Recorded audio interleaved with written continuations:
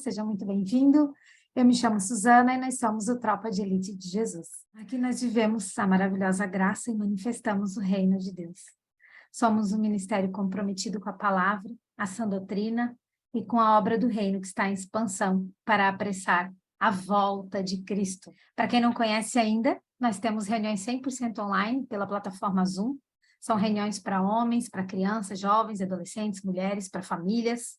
Nós temos grupos de leitura também das escrituras pelo WhatsApp, que é o Techuvá.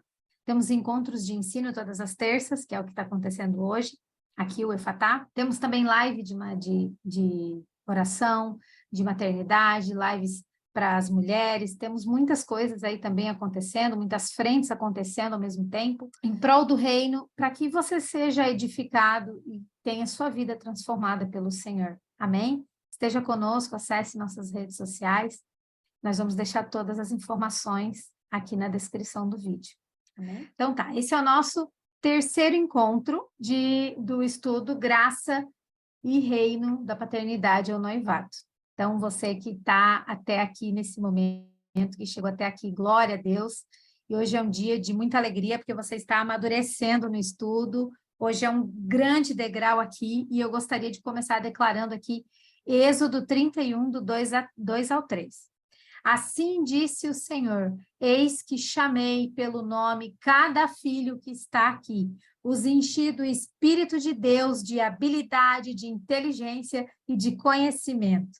Glória a Deus. Então, relembrando os últimos encontros ali, o que a gente viu, nós falamos sobre salvação e graça, né? Que a nossa salvação é um presente de Deus, que é pela graça, por não merecer, não de obras para que ninguém se glorie, e que quando você recebe a graça, ela é um pacote completo, né? Assim como você recebeu a salvação, que foi crendo e confessando, que é uma oração, você também recebe todas as demais coisas do Senhor, que é crendo e confessando através da oração. Nós aprendemos também que nós não precisamos buscar que Deus se agrade de nós, né? Isso já é uma realidade. Nós aprendemos que no momento da confissão, quando o Espírito Santo ele sela o nosso espírito, nós recebemos a paternidade de Deus.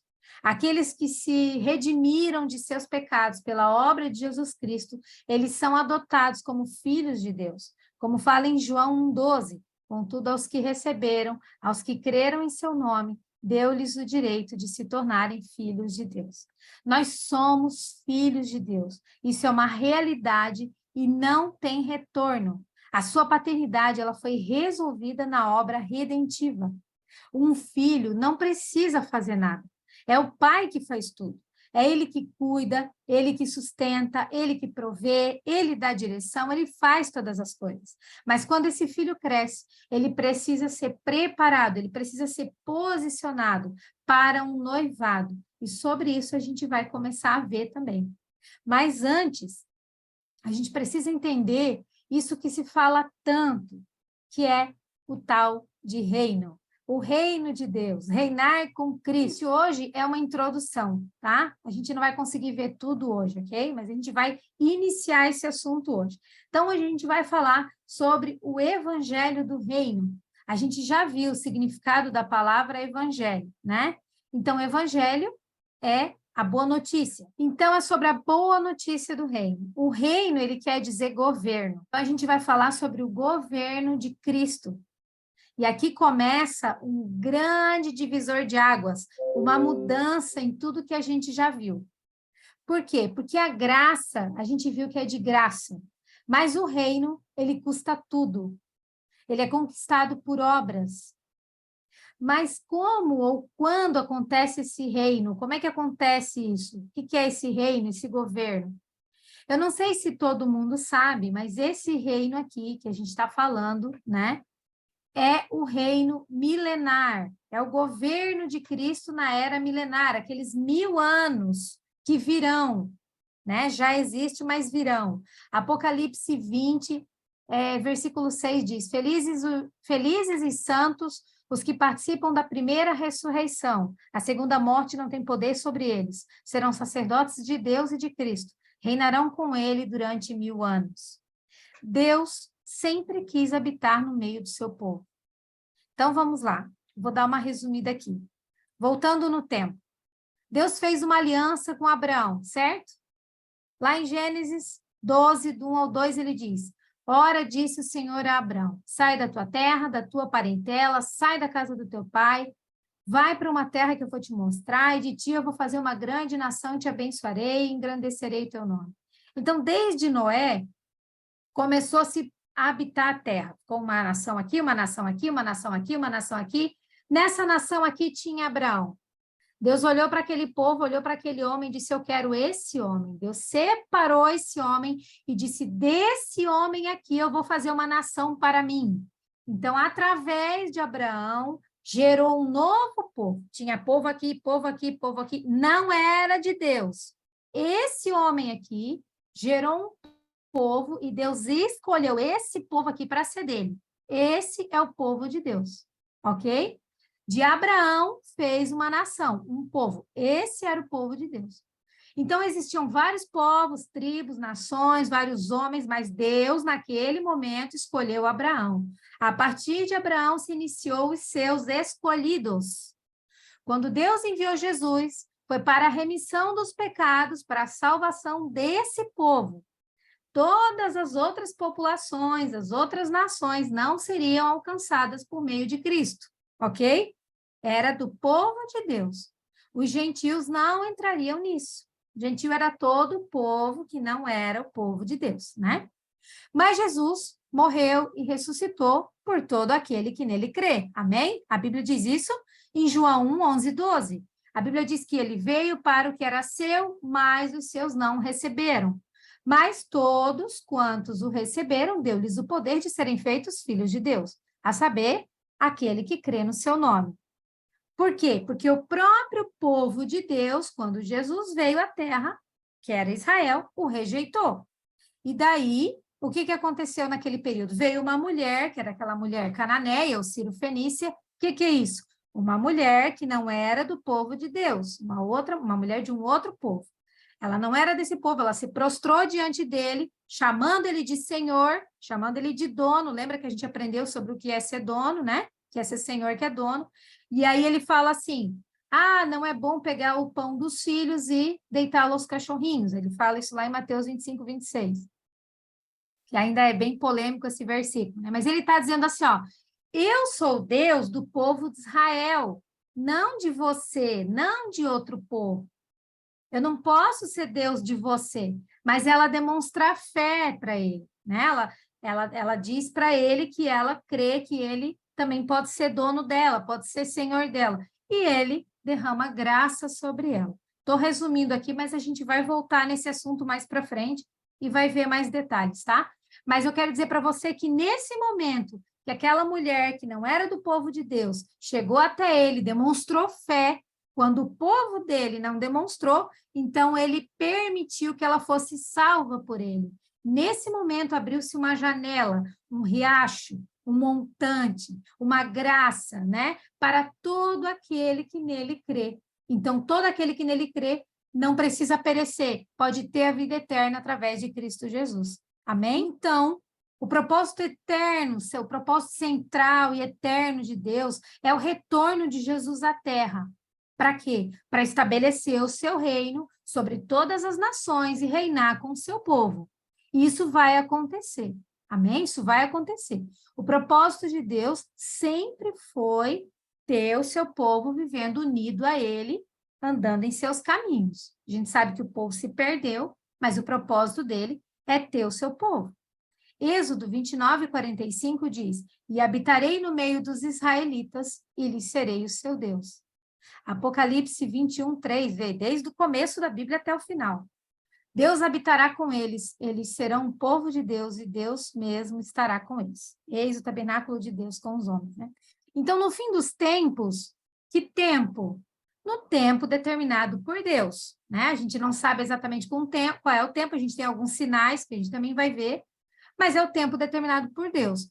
O tempo que todos aqueles que Deus já escolheu desde antes da fundação do mundo tiverem já confessado Jesus, e depois que o evangelho do reino, veja bem, não é o evangelho da graça, não é o evangelho para a salvação, é o evangelho do reino, esse que nós estamos falando hoje.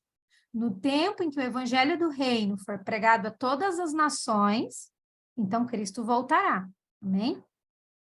Ele voltará em 2 momentos. É uma vinda, mas é 2 momentos diferentes. Ele vem e vem, ok? Primeiro momento, Jesus virá, a Bíblia diz que ele virá como um ladrão, ou seja, ninguém vai perceber, Apocalipse 16:15 e Apocalipse 3:3 diz que ele virá como um ladrão, ninguém vai perceber. Ele vem para quê? Para recolher, ele vem para raptar os seus crentes vencedores. É o que nós conhecemos por arrebatamento, né? E por que ele vem como um ladrão? O que acontece quando um ladrão vem numa casa, em algum lugar? O ladrão, quando ele vem, ninguém vê e ninguém espera também. E quando ele vem, ele leva algo precioso, ele leva algo de valor embora. Por isso que é citado esse exemplo, que ele vem como um ladrão. Então, ele vem no momento em que ninguém vê, ninguém espera, e ele vai levar os seus preciosos, os seus vencedores. Depois disso, esse é um sinal, depois disso, haverá o período de 7 anos de tribulação. 3 anos de paz, que a gente chama de falsa paz. Por quê? Porque os 3 anos de paz é a terrível tribulação para o crente. Porque vai ser a paz do mundo, porque vai ter saúde, vai ter alimento, vai ter cura de um monte de coisa, vão descobrir a cura de um monte de enfermidade, mas vão olhar para os crentes e vão dizer assim, tá vendo? Não era Jesus o Salvador. Esse povo é herege, vão começar a perseguir os crentes. Então, vai ser paz para uns, mas para os crentes não vai ser paz, vai ser falsa paz. Por isso que a gente chama de falsa paz. Depois dos 3 anos e meio, a gente vai ter 3 anos e meio de terrível tribulação, né? E aí tem o segundo momento, depois desses 7 anos, vai ter ali, Apocalipse 1:7 diz que ele virá com as nuvens e todo olho verá. Nesse segundo momento, ele trará os vencedores, que no primeiro momento ele raptou, ele trará esses vencedores para governar junto com ele o período milenar que vai iniciar.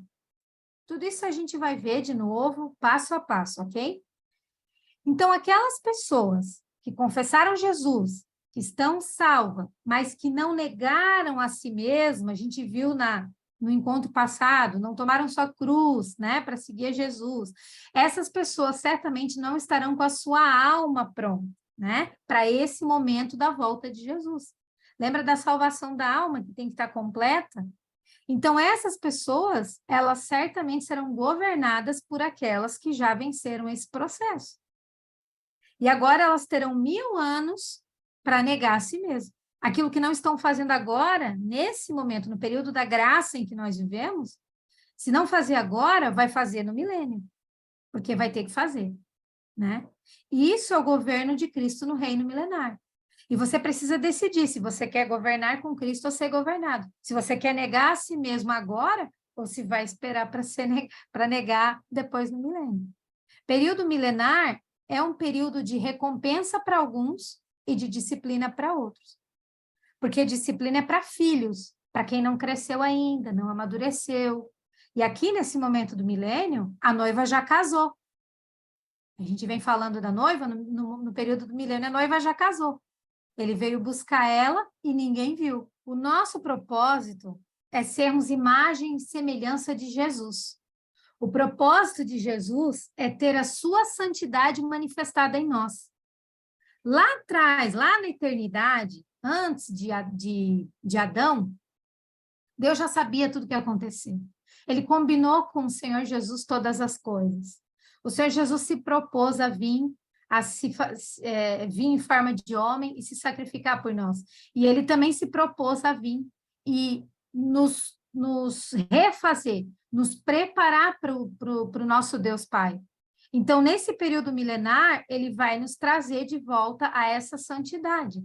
Se nós não estivermos prontos, ele vai nos preparar. Por isso que ele diz que nenhum daqueles que o Pai lhe deu, ele vai perder. Nenhum daqueles que o Senhor entregou ao Senhor Jesus, ele vai perder. Todos eles ele vai deixar pronto. Então, seja agora, seja no milênio, o Senhor Jesus vai nos preparar. O propósito de Jesus é ter a sua santidade manifestada em nós. E ele somente cessará de nos disciplinar quando a sua santidade for manifestada em nós, ou seja, a salvação da alma. seja antes, seja durante o milênio, porque disciplina é para filhos, para os que confessam Jesus. Só estará no milênio quem confessou Jesus como Senhor e Salvador, seja para governar, seja para ser disciplinado. Então, a gente vai também agora dar uma passeada na Bíblia para entender um pouco sobre isso. Vamos observar algumas coisas em Apocalipse 2 e 3. Quem tiver a sua Bíblia quiser estar observando ali junto. Jesus, ele manda João escrever 7 cartas às 7 igrejas que estão na Ásia, ok? Quem fala ali é o próprio Jesus Cristo. E se você for ler sobre as 7 cartas, em todas as 7 cartas vai aparecer 2 coisas iguais. Vamos dar uma olhada ali. Apocalipse 2, do 1 ao 7, Igreja de Éfeso. Ele diz assim: escreve ao anjo da igreja de Éfeso, isto diz aquele que tem na sua destra as 7 estrelas, que anda no meio dos 7 castiçais de ouro. Ele está falando dele mesmo, o próprio Jesus Cristo, né? E aí ele diz: conheço as tuas obras, e o teu trabalho, e a tua paciência, e que não podes sofrer os maus. E puseste à prova os que dizem ser apóstolos, e o não são. E tu achaste mentiroso. E sofreste, e tens paciência, e trabalhaste pelo teu nome, e não te cansaste. Tenho, porém, contra ti que deixaste o primeiro amor. Lembra-te, pois, de onde caíste e te arrepende, e pratica as primeiras obras, quando não brevemente a te virei, e tirarei do teu lugar o teu castiçal, se não te arrependeres.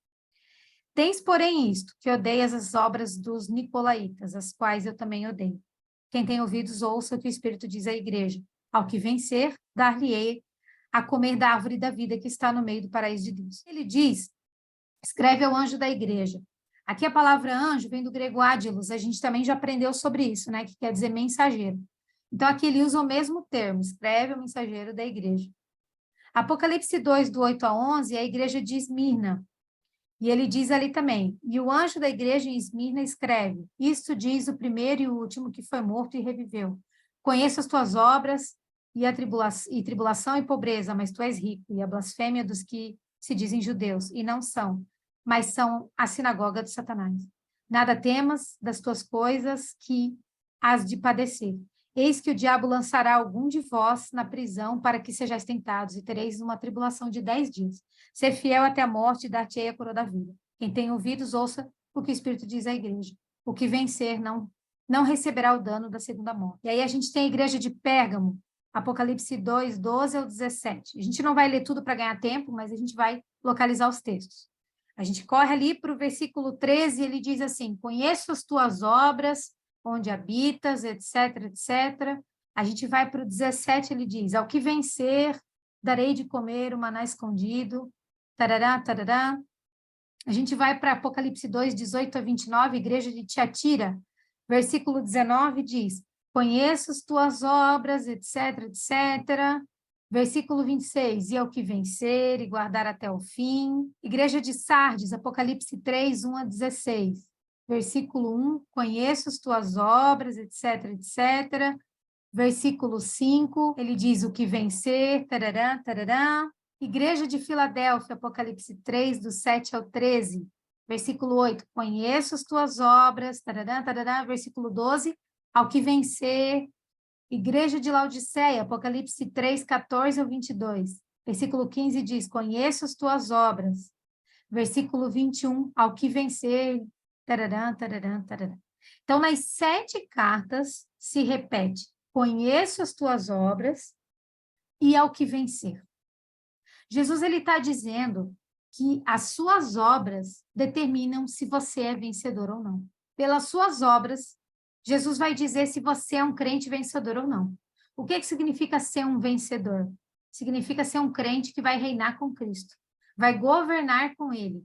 É o crente que venceu seus pensamentos, suas vontades, seus sentimentos. É um crente que venceu a sua alma. É o crente que venceu para negar a si mesmo, né? Como diz em Apocalipse ali, 2, do 26 ao 27, ele fala, ao que vencer e guardar até o fim as minhas obras, eu lhe darei poder sobre as nações. Ele as governará com cetro de ferro e despedaçará a um vaso de barro. Então, os vencedores governarão, eles reinarão e são identificados pelas obras. Governar no reino milenar, naqueles 1000 anos que Cristo governará sobre a terra. Onde fala isso também? Apocalipse 20, versículo 4. E vi tronos e assentaram-se sobre eles, e foi-lhes dado o poder de julgar. E vi as almas daqueles que foram degolados pelo testemunho de Jesus e pela palavra de Deus, que não adoraram a besta nem a sua imagem, e não receberam sinal na testa nem na mão, e viveram e reinaram com Cristo durante 1000 anos. Cristo vai reinar durante 1000 anos. Esses 1000 anos são literais, tá? E quem governará juntos são os vencedores, ou seja, aqueles que fizeram as obras segundo a vontade de Deus. Não é qualquer obra, não adianta a gente julgar o que a gente deve fazer. A obra que garante o reino é segundo a vontade de Deus. Muita gente quer fazer só o que gosta, quer fazer o que acha que tem que ser feito, né? Mas isso não é fazer a vontade de Deus, é fazer a sua própria vontade. E aí a gente acaba ficando no campo da alma. Por isso ele diz em Mateus 7, 21, e esse é um versículo chave para o reino. Mateus 7, 21 diz, nem todo o que me diz Senhor, Senhor, entrará no reino dos céus, mas aquele que faz a vontade de meu Pai que está nos céus. Então, é aquele que faz a vontade de Deus. Para herdar o reino, você precisa obras segundo a vontade de Deus. Você tem que caminhar com Deus. Você tem que ter intimidade com Deus, a ponto de saber qual é a sua vontade, a ponto de saber o que Ele deseja, saber o que Ele já preparou de antemão para você praticar e realizar. Para você nem precisar perguntar, você já sabe tamanha intimidade. As nossas obras, elas serão julgadas individualmente. Elas serão provadas e passarão pelo fogo, conforme fala ali em 1 Coríntios, capítulo 13, do 11 ao 13. Ele fala assim, porque ninguém pode pôr outro fundamento além do que já está posto, no qual é Jesus Cristo. E se alguém, sobre esse fundamento, formar um edifício de ouro, prata, pedra preciosa, né, madeira, feno, palha, ou seja, a obra de cada um se manifestará. Na verdade, o dia a declarará, porque pelo fogo será descoberto, e o fogo provará qual seja a obra de cada um. Que forte esse texto, né? Independente da obra, ela vai ser revelada por Deus, né? Se as obras forem como madeira, feno e palha, elas queimam. Mas se elas forem como ouro e prata, no fogo é refinado, né? Então, o versículo 14, ali na continuação, ele vai dizer, se a obra de alguém, se a obra que alguém edificou, nessa parte permanecer, essa pessoa vai receber galardão. A palavra galardão é o mesmo que recompensa. E aí o versículo 15 diz, se a obra de alguém se queimar, esse sofrerá prejuízo. Contudo, essa pessoa será salva como alguém que escapa através do fogo. Ou seja, aqui mostra claramente para a gente que essa pessoa não perde a salvação, mas ela perde o reino, ok? Então, nós precisamos ter obras para receber recompensa e herdar o reino. Reino é recompensa. Lembra que a gente falou de dom? Então, o que é recompensa e o que é dom? Nós somos salvos por causa do dom, né? A gente viu sobre isso, a gente viu que dom é um presente, é de graça. Deus nos deu o dom gratuitamente pela sua graça, portanto, somos salvos. Um cristão é salvo por causa do Senhor Jesus. Após ser salvo, o Espírito Santo que está nele vai exercendo no seu dia a dia, manifestando a vitória de Cristo na vida dele. Então, se ele fizer isso, no fim, ele vai obter a recompensa celestial de Deus. Por quê? Porque vai manifestando a vida de Cristo na vida dele, né?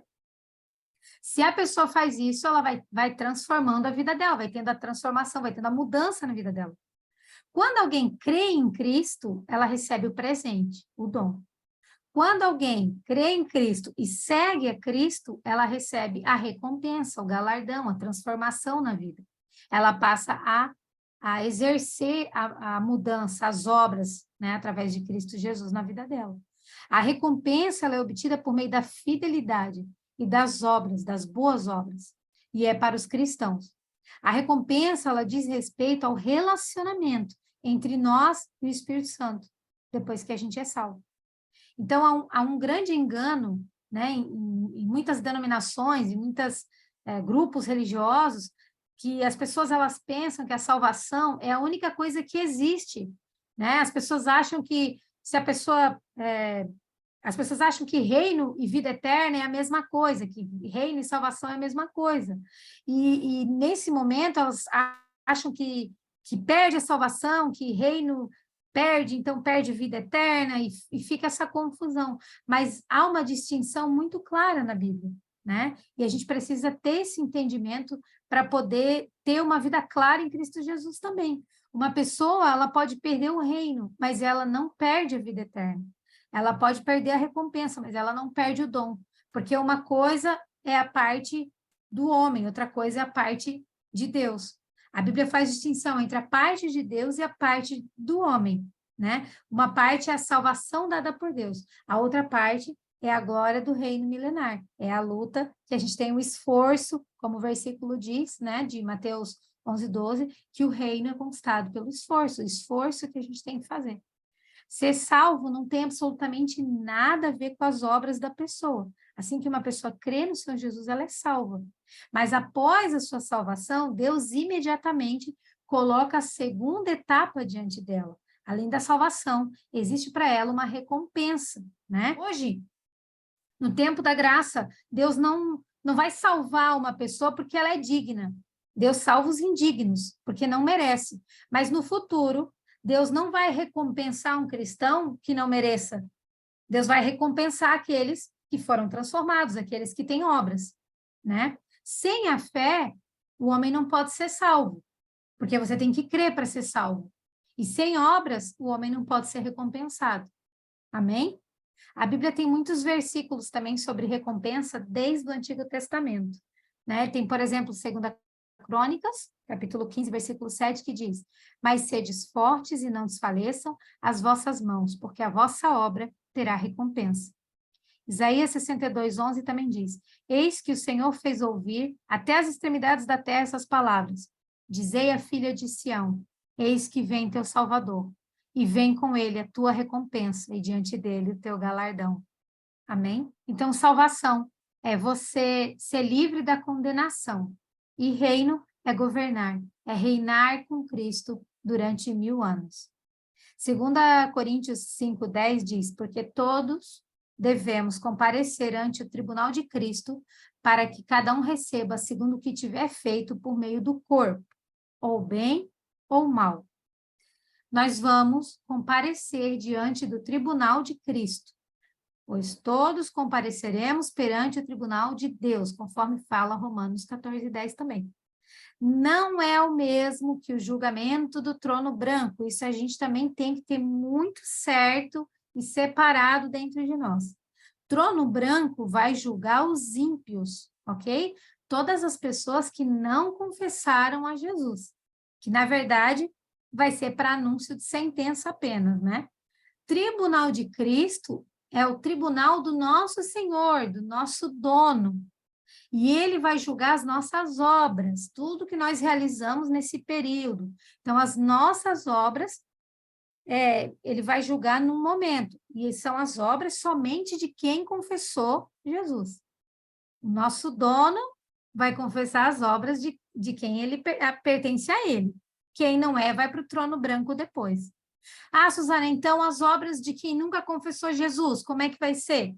Por exemplo, tem um grupo que acredita em reencarnação, né? Não acredita em Jesus como Deus. A gente sabe que esse pessoal, eles fazem muitas obras sociais, muitíssimas obras sociais. Mas essas pessoas não acreditam em Jesus como Deus. Essas pessoas, quando chegar o grande dia, elas não estarão no tribunal de Cristo, porque elas não pertencem a Cristo, se for nessa linha de raciocínio, né? A gente não sabe, porque a gente não, só Jesus sabe de todas as coisas, mas trazendo essa linha de entendimento, ok?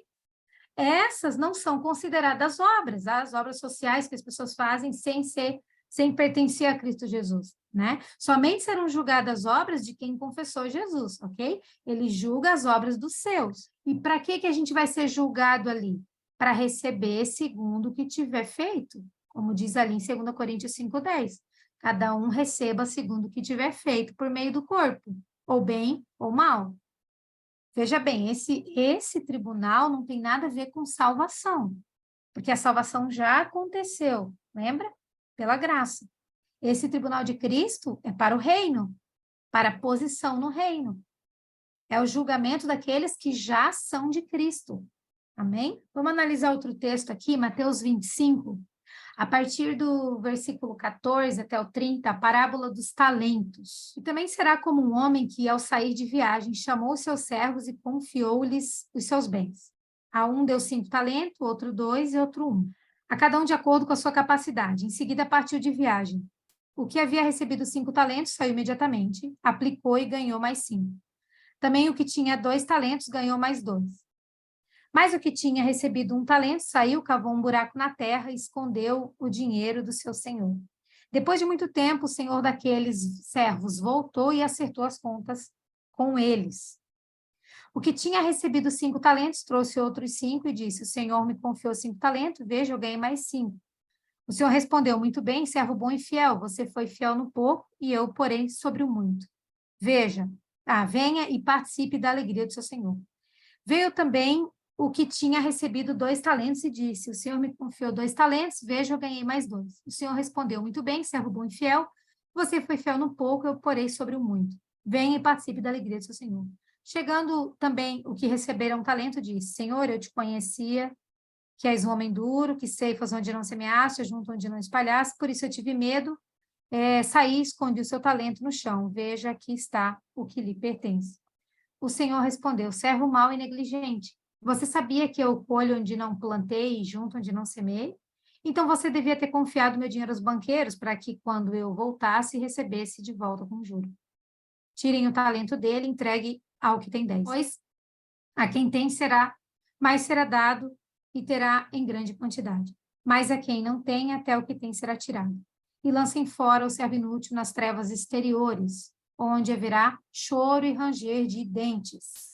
Vamos lá, essa parábola dos talentos, ela diz respeito ao reino de Deus. Para quem não sabe, esse homem, ele representa Cristo, né? Que estava ali por ausentar-se. E os servos somos nós, sob o ponto de vista do serviço. Os crentes, eles ocupam 2 posições em relação a Cristo, né? No aspecto da vida, ali são as noivas que vivem para ele, e no do servir da obra, ali são servos comprados para servi-lo, ok? No versículo 14, ele diz que ele nos confiou seus bens. Os seus bens simbolizam a igreja, o corpo em si, né? E na parábola das virgens, o azeite representa o Espírito Santo, e aqui os talentos representam os dons que a gente recebeu. E ali mostra 2 que negociaram seus talentos, e isso significa usar os dons que o Senhor deu, né? Ganhar outros indica que o dom foi usado ao máximo, sem perda nem desperdício para o reino. Mas a ênfase principal ali, dessa parábola, ela está naquele que tem um só talento, naquele que recebeu o dom, e o que possui o menor dom ali, ele ignora e usa mal o dom que tem, né? Versículo 18 diz que ele cavou um buraco na terra e escondeu. E a terra, ela representa o quê? Ela representa o mundo, ela representa uma vida fora do propósito em Deus, né? Cavar na terra significa se envolver com as coisas do mundo e inutilizar o dom que o Senhor deu para ele.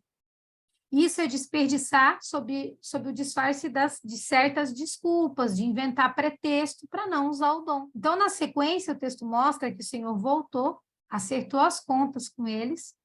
Os servos que fizeram a vontade do Senhor entraram para o reino, ou seja, governarão com Cristo. O versículo 21 diz: muito bem, servo bom e fiel. Você foi fiel no pouco e eu porei sobre o muito.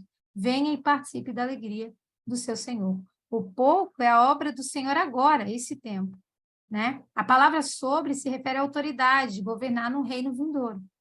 E essa resposta foi a mesma para quem tinha 5 ou 2 talentos. Ou seja, não é a quantidade ou o tamanho, mas a avaliação do Senhor está na fidelidade e na obediência do servo, né? Não é porque eu sei, aquele lá sabe fazer melhor, aquele lá, né, um ensina, o outro canta, o outro, sei lá, é profeta, o outro não sei o quê. Mas não é isso, é a fidelidade e a obediência. Esse é o valor para o Senhor, né? E o versículo 24, ele nos mostra o servo que enterrou o seu talento, ele também estava no tribunal de Cristo. Ele também foi ali para acertar as contas com o Senhor. Ou seja, ele não perdeu a salvação, né? O versículo 29 diz que todo aquele que realiza o reino agora receberá ainda mais dons no reino vindouro. Quem não realiza agora, até o que tem será tirado na era vindoura. Então, olha a importância da gente buscar no Senhor realmente, fazer parte disso, manifestar o reino, buscar isso no Senhor, né? E, por fim, o versículo 30, é um versículo também que gera muita dúvida. Ele fala que todo servo inútil será lançado nas trevas exteriores. Isso não é um inferno, não é nada disso, porque são salvos, né? Mas é um lugar para disciplina, é um lugar de crentes não vencedores, de crentes desqualificados para participar do desfrute do reino durante o milênio. Então, justamente por não ter vivido, né?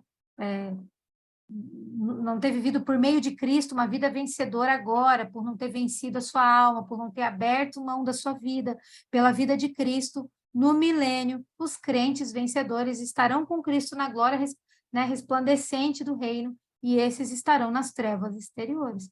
Colossenses 3:4 diz, quando Cristo, que é a sua vida, for manifestado, então vocês também serão manifestados com ele em glória. Então, aqueles que estão se esforçando agora, que estão abrindo mão da sua vida agora, vão ter o seu momento de glória com Cristo.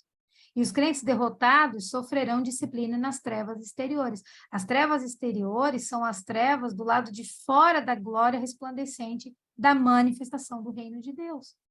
O choro e ranger de dentes indica um arrependimento tardio, ou seja, tarde demais para você se arrepender.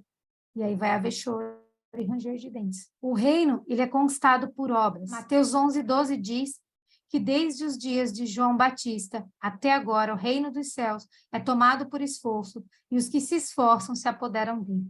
Esse é um versículo chave que a gente vai falar e vai ouvir muitas vezes quando a gente fala sobre o reino, né? E quem não tiver as obras será lançado nas trevas exteriores, onde há pranto e ranger de dentes. Quem será lançado ali são os crentes salvos, porém sem obras. E aqui eu quero abrir um parêntese também para obras, né? As obras, elas não são exatamente trabalho em si, também, mas se refere, inclusive, à transformação do nosso interior. Essa é a maior obra que a gente vai apresentar para o Senhor, né? Tem a ver com santidade, com a mudança de caráter.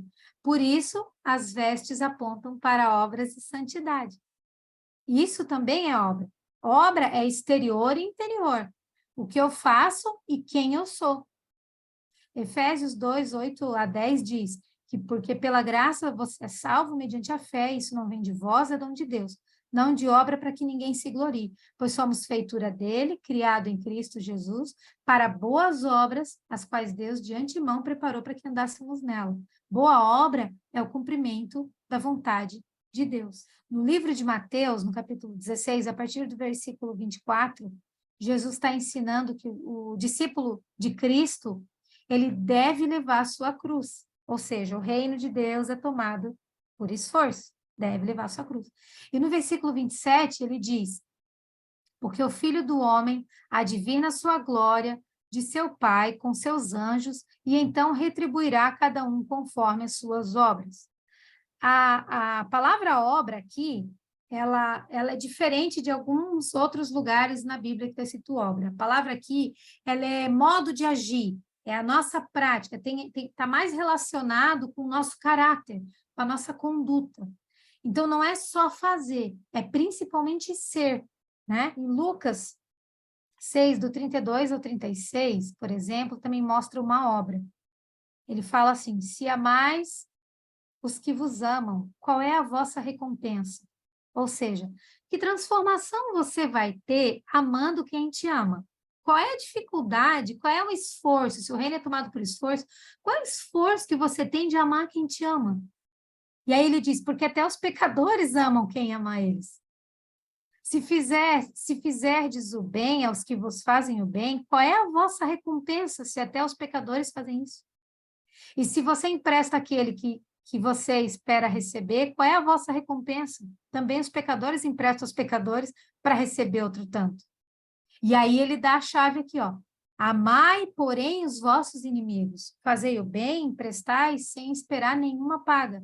Será grande o vosso galardão. E sereis filho do Altíssimo, pois ele é benigno, até para com os ingratos e maus, assim como você, né? Sede misericordioso, como também é misericordioso o vosso Pai.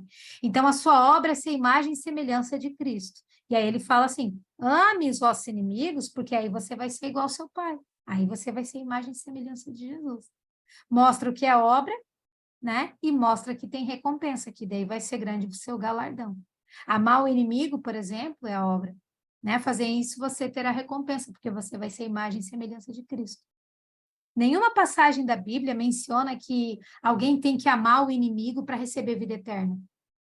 Porque para receber vida eterna depende exclusivamente da obra de Cristo Jesus, né? Mas existe o versículo aqui que diz que você, se você fizer bem aos outros, se você amar o seu inimigo, a sua recompensa será grande. Então, a recompensa é proveniente da obra, a obra é para o reino. Amém? Romanos 6:23 diz que o dom de Deus é a vida eterna em Cristo Jesus, nosso Senhor. Está muito evidente que o dom de Deus é a vida eterna. Então, o que é a recompensa? A Bíblia nos mostra que o reino é a recompensa.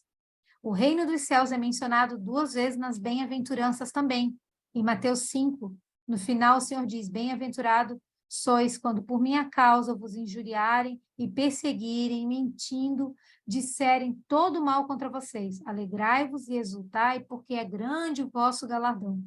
Aqui fica explícito que a recompensa é o reino. O Senhor, ele começa dizendo que tais e tais pessoas são bem-aventuradas, porque o reino é delas.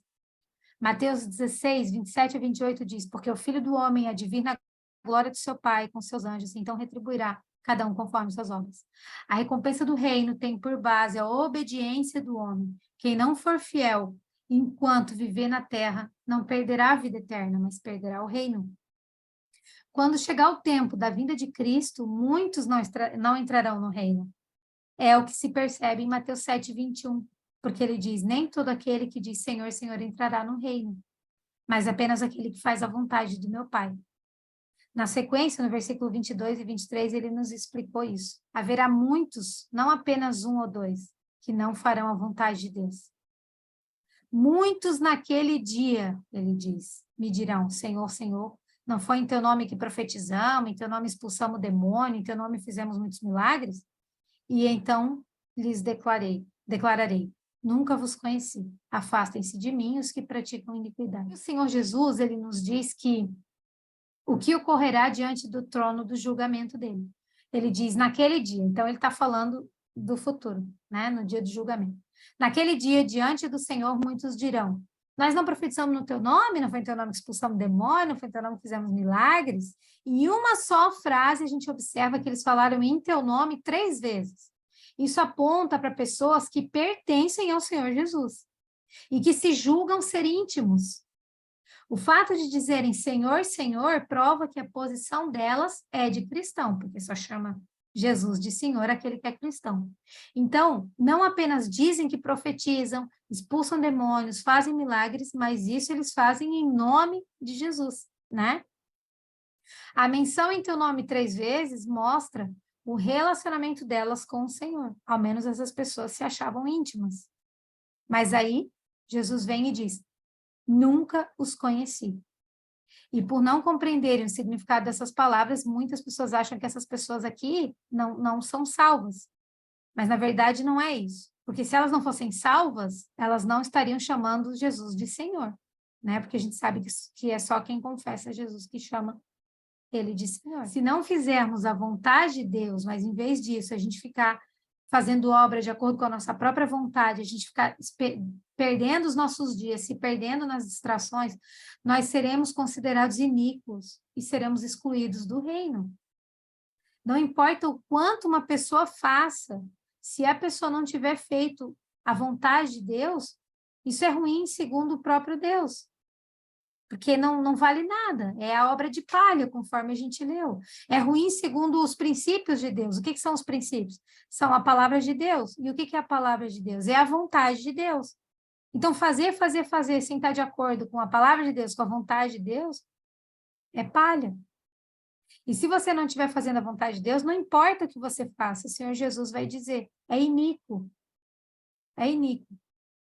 Os que fazem as coisas segundo o seu próprio ego, não terão parte no reino. Apocalipse 11:15 diz: o sétimo anjo tocou a trombeta e houve no céu grandes vozes dizendo: o reino do mundo se tornou como nosso Senhor e do seu Cristo, e ele reinará pelos séculos dos séculos.